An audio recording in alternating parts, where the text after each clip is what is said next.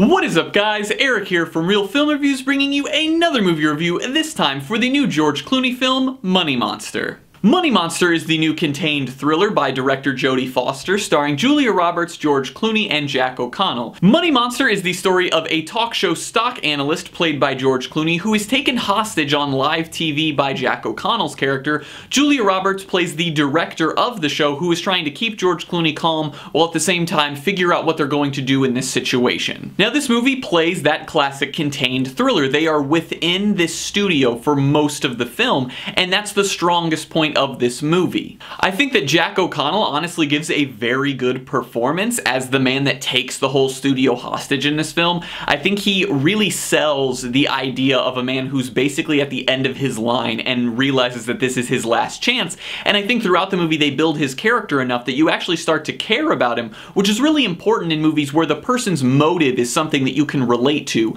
because it makes it so it seems more believable throughout the whole film. George Clooney and Julia Roberts obviously both give very good performances in the movie. Neither of them really blew me out of the water. I think Jack O'Connell has the strongest performance in this film, but both of them were very good throughout the entire movie. And even though the general outline of this movie is something that's rather familiar to everyone, we've seen it on film before, I think that the way that they use it in this movie is what makes it very interesting. They take this contained hostage situation where there's a weird conspiracy going on, all these things, that's something that we have seen before, but instead they kind of turn it on its head and give it a more modern spin, making it revolve around Wall Street and all of these things that average people don't really understand.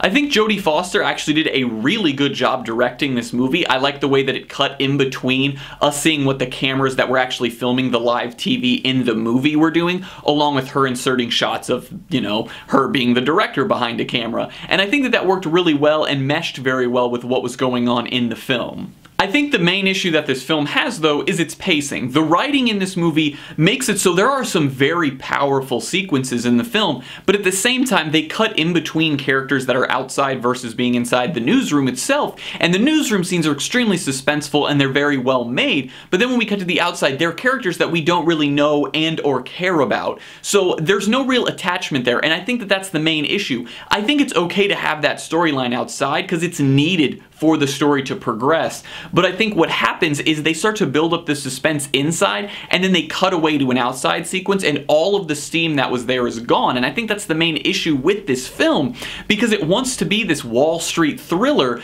but in the end it sort of loses touch of each thing. It's a thriller, oh, it's a mystery, and each one on its own maybe wouldn't work, but as a whole it sort of meshes together to work since each one has its faults, but as a whole, since it's multiple genres being combined, it ends up working together to make a pretty solid film. However, I think that this movie sort of doesn't hold the power to really hit you hard and make you really think about Wall Street. I think that this is the whole goal of this movie. This movie's goal is to show how people actually watch the news and how we react to what we see in film, and especially the ending of this movie really hits that point home. But I think the big thing this movie misses is the whole time it's trying to paint Wall Street as these evil men, but then in the end it never really gives you any real punch in that scene. It just leaves it. It says, yeah, they're bad, and we learn that right in the beginning, but then it never really makes another statement. It's just one blanket statement over the whole thing, and then at the end of the film it never decides to go back to sort of go in depth on that topic. It just sort of stays there.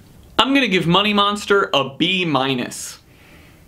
Overall, I was pleasantly surprised by Money Monster. I think it actually turned the idea of a contained thriller on its head, placing it in a live newsroom, and I think that the idea of mixing it with Wall Street was even better. I also think Jodie Foster did a very good job with this film, and I'll definitely keep an eye out for other movies that she directs in the future. Well guys, as always, I'm Eric. If you enjoyed this review, please do like, subscribe, comment down below what you thought of Money Monster, share everything we do here on Real Film Reviews, and I hope to see you guys later.